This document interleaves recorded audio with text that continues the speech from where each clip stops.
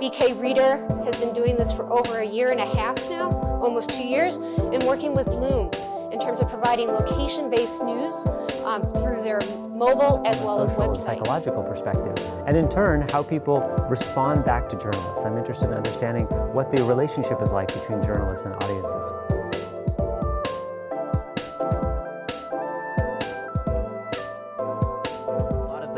That I have to online games is actually about these very small games that people play that change their perspective very quickly. So it might be 2 minutes of play, and the idea is determine if a tattoo or a graffiti is gang related, so that local law enforcement can just use a mobile app and just detect, yeah, there's gang activity. We also know that the ethical and democratic principles are crucial in our definition of what is or should be journalism. Though artificial intelligence at the moment might not replace journalists' jobs, it nevertheless can have an impact.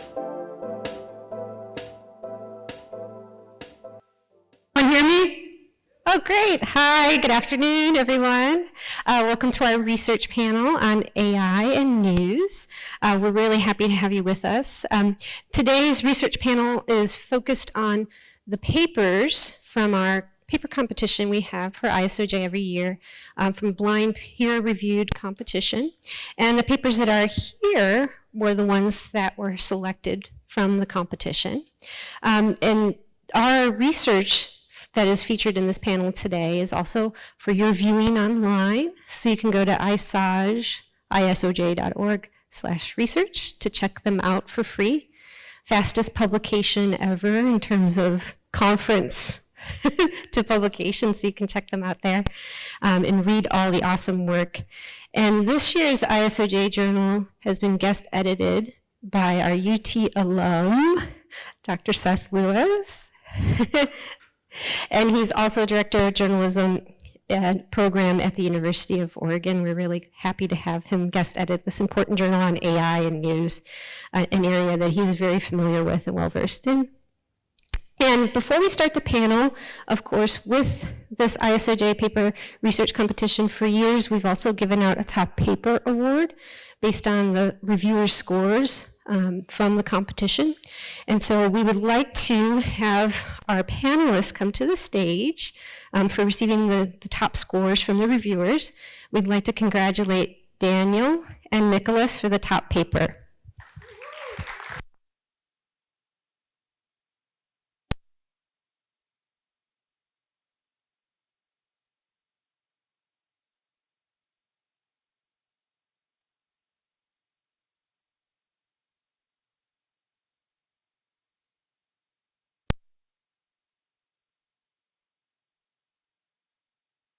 I'm going to go ahead and turn it over to Seth. Okay. Thank you, Amy, and thanks everybody for being here. And we're looking forward to a really great session talking about these really good research articles on AI and news. Just a very brief personal note, I have really fond memories of ISOJ. I came here for my first one as a first-year PhD student in 2007. And I've been to many since then, and Rosenthal and this conference have been influential, sort of shaping the growth and trajectory of my work, and I really appreciate that, so thanks very much. All right, we're going to begin with our first presentation. As you can see there on the schedule, is entitled Exploring Reporter Desired Features for an AI-Generated Legislative News Tip Sheet. And Lindsay Grace from the University of Miami will be presenting on behalf of the other colleagues on that team. And so Lindsay. Thank you. All right, if we can get that deck up, I will get going. Great, so I have a lot of slides and not a lot of time, so I'm going to talk quickly, but hopefully it'll be useful to you. So, first slide. There we go. So basically we see this, if we go back one, as two contemporary issues in news. The first is an issue around a shift from discovery to sifting through an overabundance of information. And the second is that there's not enough time, or this is part of the first, there's not enough time to sift through many data sources available. So what's basically happened is it's very easy to produce information, but not very easy to actually review it. So the idea here is that the second issue is competition from technology. So it's it's a very competitive space, and so that we see advertising revenues decay, which then affects our ability to report on state legislature, so the resources simply aren't there. And ultimately, these issues are a problem produced largely by technology. And so, what we'd like to do is sort of offer a silver lining. And that silver lining, as Colin and others had said almost a decade ago, is basically for public interest journalism to thrive, computer scientists and journalists must work together, and with each learning elements of the other's trade. And so my Foaad Khosmood at Cal Poly, myself, basically led a group including Christine Robertson and Patrick Howe, who's the primary author for this particular paper. We basically created a tool with a larger team across the university, Cal Poly, University of Miami, and our Austrian partners. And what we did was we basically implemented and evaluated a prototype that's an AI-informed news tip sheet. And this basically scrapes public data from California and Florida proceedings, state legislative proceedings, and then looks at screen recordings, looks at meeting minutes, looks at websites, and aggregates that content into a basic sifting system. So it does the sifting of observing anomaly and newsworthy events for us. And that's basically, we discover news events, we put them in a reporting archive, and then we create article drafts and these tip sheets. So the system looks like this, and these are the cards that are basically anomalous events, things that are interesting or novel as the system basically identifies them. And then if you drill into each of those, what you'll see is this version of a tip sheet. And the tip sheet really just does a few things. It provides a basic overview, giving you things like the basics about the bill that just passed, who's involved, where it happened, observations on the statistical end that are easily scraped from websites and the proceedings, as well as doing some simple math for you, doing some aggregation and identifying specific elements, and gives you some metadata where we're correlating across lots of different websites and other public resources to give you drill down information and a wider perspective. So the idea is that you can get this wide perspective, but then drill down into the specifics that a news reporter or analyst would like. And the idea in this particular paper was that we were evaluating prototypes, and so what we did was we outreached to 10,000 professionals in the industry, and we got 193 responses, and that was generally split out to 45% of them were editors, 36% were reporters, and 8% were executives.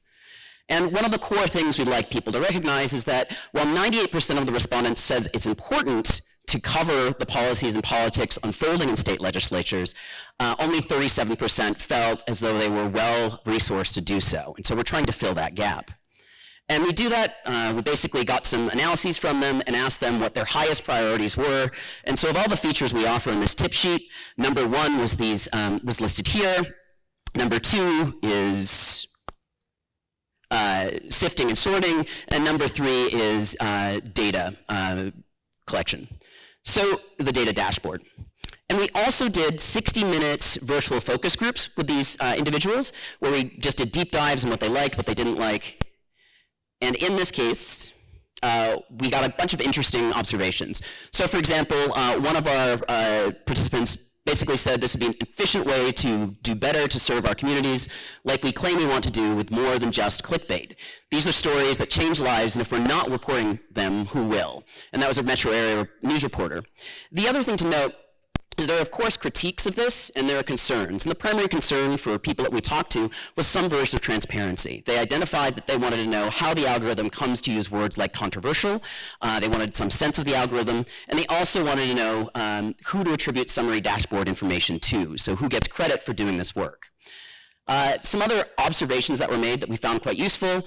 One person had mentioned that they only have 90 seconds, so it needs to make it in, and it could help if we could do the same job through this product.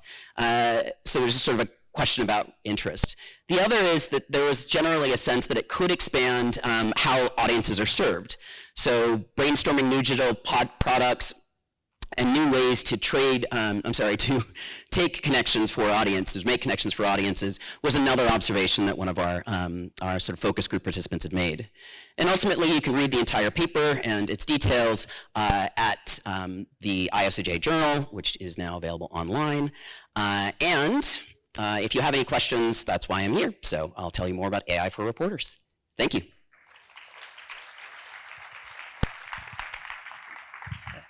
Excellent, so timely. Thank you, Lindsay. Yeah. Wonderful. Our next paper, and I should mention, by the way, that if you do have questions, comments, please post those tweets. Use the ISOJ hashtag to make sure you can be included in the Q&A to come. Our next paper is Algorithmic Agenda Setting, the Shape of Search Media During the 2020 US Election. This was the paper that just won the Top Paper Award. Daniel Trielli and Nicholas Diakopoulos from Northwestern University, and Daniel will be presenting.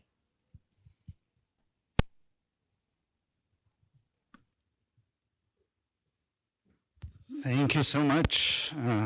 Thank you for the award. No pressure now to present this at all. Are my slides up? No. They're coming. Oh, here it is. Thank you, everyone. It's very nice to be here in my first of this conference that is, organized by a compatriot and also attended by compatriots. My name is Daniel Trielli. I'm a PhD candidate at Northwestern University. I'm part of the Computational Journalism Lab. And we do this type of study about news distribution and news production using AI. And what I'm going to present today is part of this work that we do with the principal in our lab, Nicholas Diakopoulos. Now, it seems surreal for me to be saying this, but I started my journalism path 20 years ago, shortly after the first ISOJ. And back then, that's when I started in my journalism school back in Brazil. And in journalism school, we learn a lot of things. We learn about journalistic practice, journalistic values, and our journalistic role in society. And one of the things that I've learned back then was the role that we have in setting what is is helping the public determine the public discussion of the important things. This is formalized in a theory called the agenda setting theory, which basically states that mass media influences whatever voters think it's important. This is an idea that, the voters, if news media publishes the same topics over and over, the voters take that cue to say, well, this is an important topic. If news media covers inflation all the time, well, maybe I should think about inflation. Now, this is an idea that was initially developed in 1972, and of course, it has evolved a lot throughout the years. Very focused and smart researchers have updated it to incorporate second-level agenda settings, how attributes of the topics and how they're transferred through that mechanism. The third level of agenda setting, which is the news media not only transfers the salience of topics, but also the relationships between those topics. But even with all those evolutions, this was a theory that was initially developed for the 20th century journalism. The one that I was trained to do is a journalism that expects the news product that we create to be delivered directly to the readers in society, even physically in their doorsteps. But now we know that that's not the case. We have these digital curators, intermediaries between news and the public, and a lot of them are composed by some algorithmic or AI processes, search and social media. And in our research, we make the case that search is a significant, important of those curators that we have nowadays. And we think that because that's what Americans say it is important. According to Pew, 63% of Americans say they use search at least sometimes to get their news. And for social media, that number is 48%. So we can see search as this big intermediator between the news and the reader. And that's one way of looking at it, of this model. Another way of looking at it is something like this, in which we can see search results as its own type of new media that is co-constructed between the search platform, the reader, and the news media. So the news media provides the content that is curated by the search engine, and that is read by the reader, and that search is actually initiated by the reader looking for the things that they're interested in. So if this is a new way of receiving journalism, if search media is co-constructed, who sets the agenda then? How much power does news media relinquish in that process, and how much power does the user and the search engine actually have? To investigate that, we came up with these two similar interconnected questions. First is, to what extent did the distribution of topics selected by this new search media just replicates the agenda of the news media? And second, to what extent does the searcher input actually alters this distribution? Now, you can see all the methodological, minutia in the paper that was just published today, and I'm glad to, answer questions about it. But basically what we did was we compared news coverage about a political candidate during the 2020 elections in the United States and the search results about those candidates. We contrasted the topics that were extracted by those news media reports and those searches about that candidate, and we compared those topics to see if there's a correlation between both of them.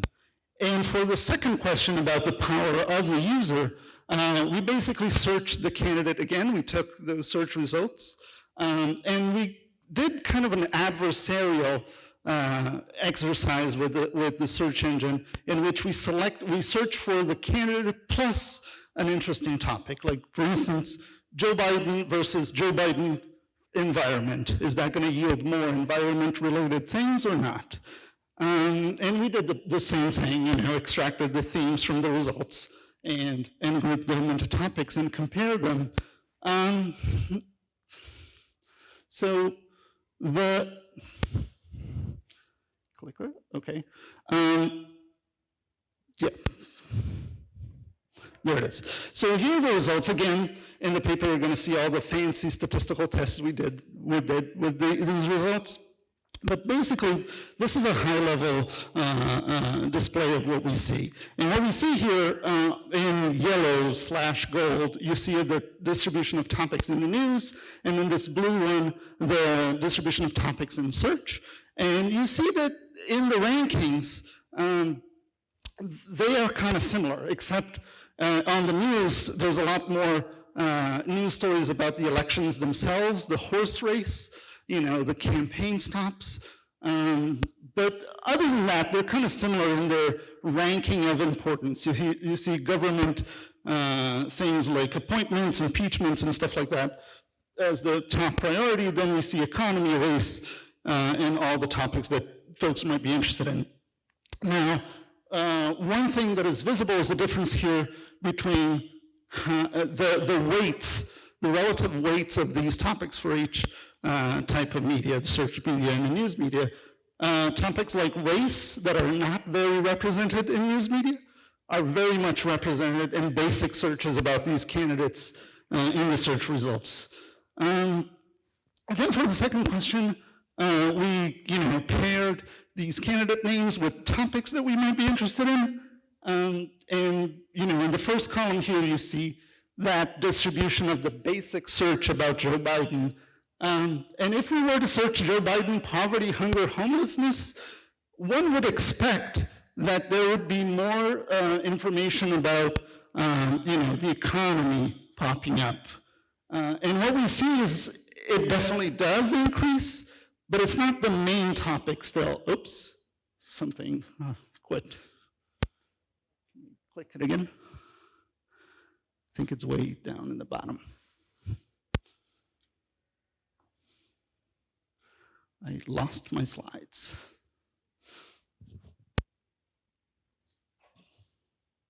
But anyway, oh, there it is. So we can see a bigger representation of economy when we search about Joe Biden and specify that we're looking for an economy-related topic. But still, some other subjects, some other topics are still overrepresented. Oh, am I clicking something wrong here? I might be clicking something with the laser. Don't click the laser if you're going to present. I'm going to stop doing that, I promise. So there is a topic that we measured, which is specifically immigration. And we actually searched Joe Biden immigration. Now, you would expect that during the election, that's going to be like 80 or 90% of the search results, right? It's actually 5.8. It is an increase over the 0 search results in a basic Joe Biden search, but it's still relatively little. Environment, the same thing. There is an increase over the basic environment searches, but still it's even under things like the economy, for instance. So the bottom line here is that in that triangulation of who sets the agenda, neither the news media or the user alone have the power to shape the salience of topics in search results or search media. Search media actually takes some cues from that, but it also resists that in some ways. That means the search media can drive, shape, or even counteract choices that are done by journalists and readers / users / searchers in the things that they're interested in. So what we do in this paper, we propose a very good, a more in-depth exploration of who sets the agenda and who has the power to define what we talk about when we talk about political topics. That was my research. I'm open for questions later, or easy questions during the Q&A that made me look good. And for hard questions, I'll be at the reception later. Excellent. Thank you, Daniel. Congratulations again. Our final paper is entitled The Missing Piece, Ethics and the Ontological Boundaries of Automated Journalism, and it's by Colin, Porlezza, and Giulia Ferri. Unfortunately, they're in Switzerland, could not be here to attend. We have video of their presentation, however. My understanding is that there may be parts of the video where Colin may be referring to slides. So those slides are going to be made available on Twitter, I believe, using the hashtag, as well as virtually for those of you on Zoom, you'll get that in the chat. So if I can send it now to the video of Colin's presentation. So hi everyone, my name is Colin. My name is Giulia. And welcome to our presentation that is entitled The Missing Piece, Ethics and the Ontological Boundaries of Automated Journalism. Now, we actually wanted to show you at the start of our presentation a special movie from 1957 called The Desk Set, starring Spencer Tracy and Katharine Hepburn. The movie actually anticipates organizational and professional implications of the electronic computer in newsrooms, and that represents a snapshot of the technological anxieties related to the replacement of human beings by machines. Now, unfortunately, we're only presenting in a virtual mode, and we don't have the time to do that, but if you're interested, then please go and take a look at the movie, which is really, really interesting. While much has been made of its potential of freeing up journalists for more sophisticated workplace tasks, the introduction of new technologies in journalism has historically been met with a great deal of resistance, given that it challenges not only the boundaries of journalism, but it also invites journalists to reconsider their identities and ideology. Today, AI, algorithms, and machine learning are increasingly becoming part of newsrooms, influencing nearly every single aspect of journalism. We are therefore on the edge of an oncoming era of AI technologies where tools not only impact newsrooms, but they can also have significant consequences for the public and the democratic role of communication itself. As news automation and artificial intelligence become pervasive in newsrooms, ethical principles such as accountability, transparency, reliability, and others lead us to carefully evaluate the ontology of these automated tools. But what do we mean exactly by ontology? We refer to how journalism is actually understood and what journalism stands for, especially in ethical and power-related terms. We are referring also to the ontological boundary because when it comes to the evaluation of automated journalism, it lacks certain principles.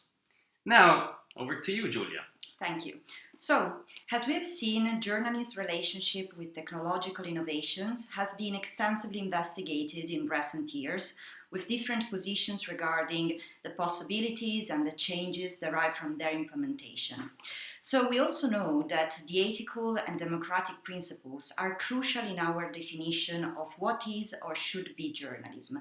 So, for example, one of the first idea and definition that we have of journalism is to be a watchdog for the public service.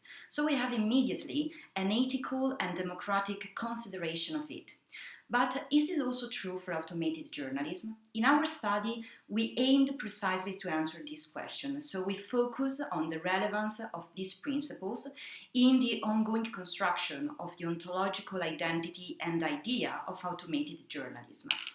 So by analyzing the expert justifications and also considering other research on the subject, we tried to understand the value of these principles when it comes to justify the implementation of artificial intelligences in the newsrooms, looking also to the challenges, the opportunities, and the problems derived by this implementation. The study was carried out as part of the project Journalism Innovation in Democratic Societies, a comparative research focused on the most important innovations in recent years, and the sample included 5 countries: Austria, Germany, UK, Switzerland, and Spain. And for our analysis, we relied on the semi-structured interviews that we conducted in the first step of this comparative research, where we asked 20 experts which were the most important innovations of the last decade from their point of view. Then we identified and we filtered those innovations related to artificial intelligences, machine learning, or that included any form of algorithm, and eventually we conducted a thematic analysis on the justifications of the expert. Thank you very much, Giulia. So now, when it comes to the findings, first of all, it becomes quite clear that the shared nomenclature is completely missing. Whenever experts refer to automated journalism, but also to artificial intelligence, there is neither a common vocabulary nor a common taxonomy regarding AI, which often results in quite a performative discourse about the potentials of AI that eludes possible challenges that the technology entails.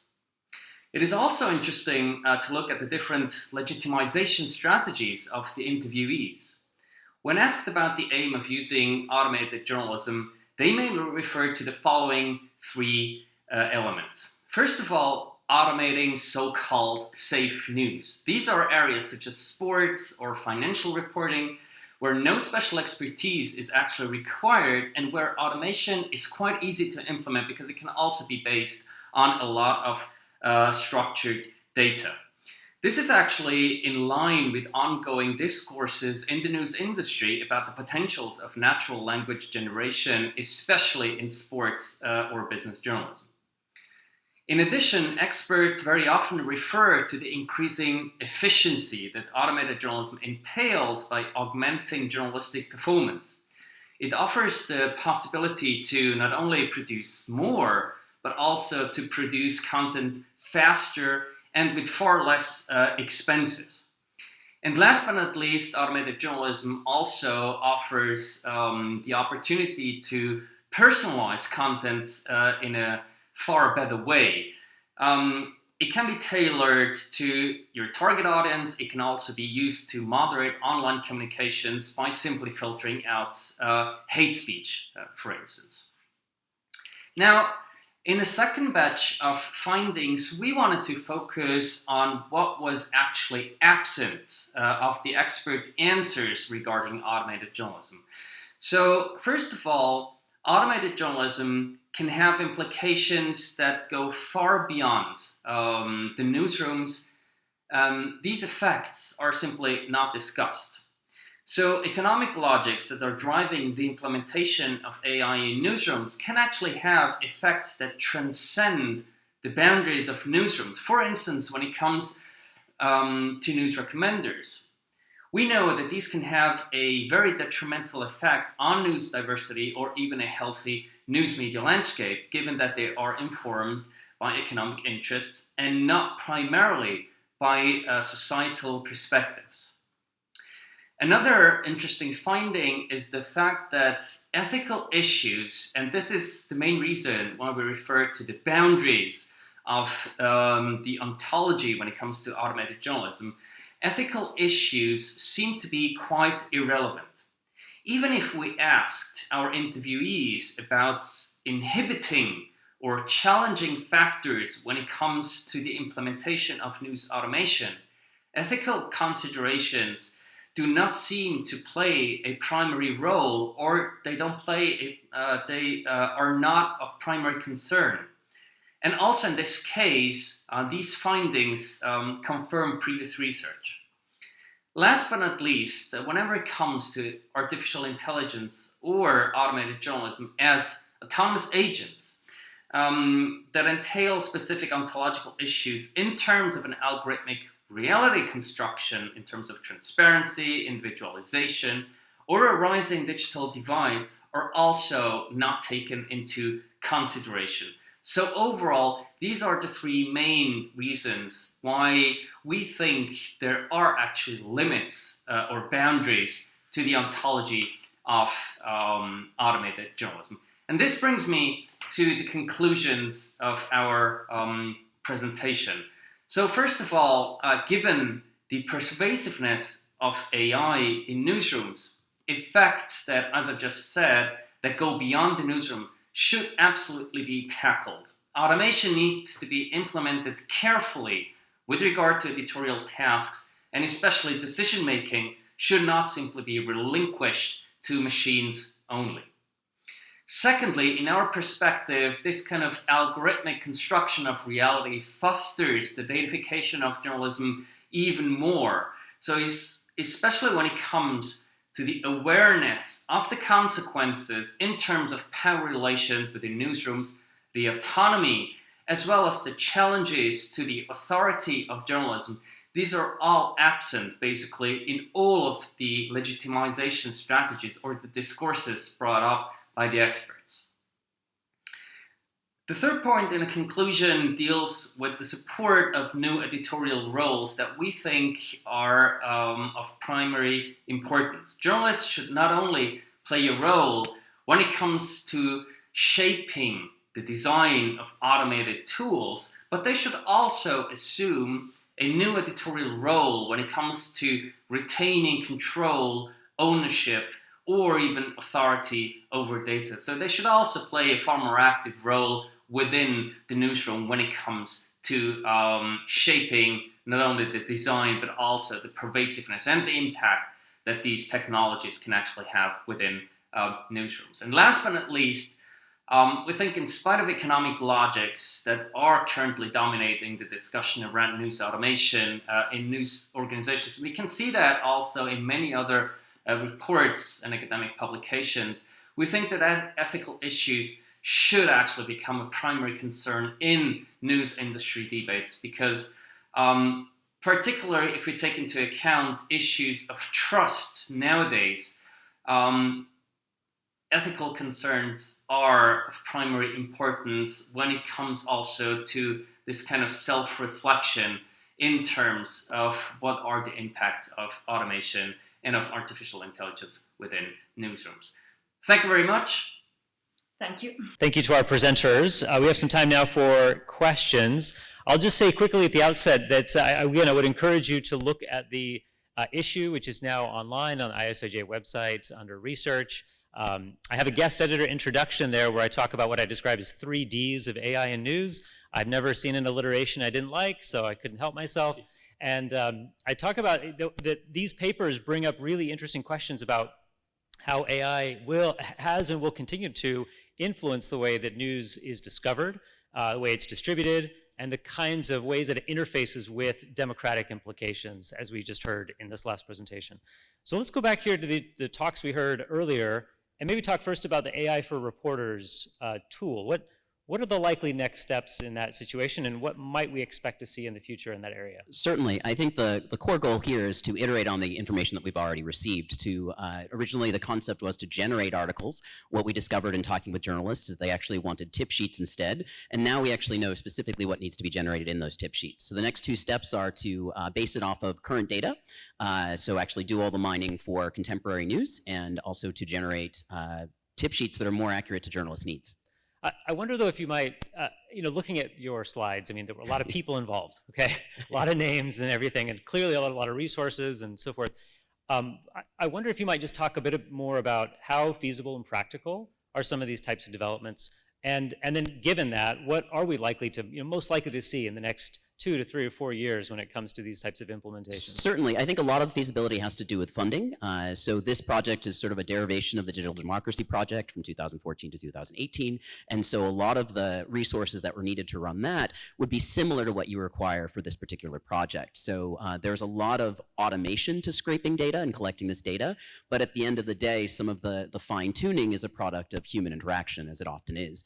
And so, the future for this type of work is a blend of, I think, the rote work that computers do well, and the fine-tuning, the critical eye that human contributions always offered. And I think that's a core concept in any of the work we do in AI, is to say that AI is not going to solve all the problems. It's simply going to augment our abilities and help us scale where things may be resource limited.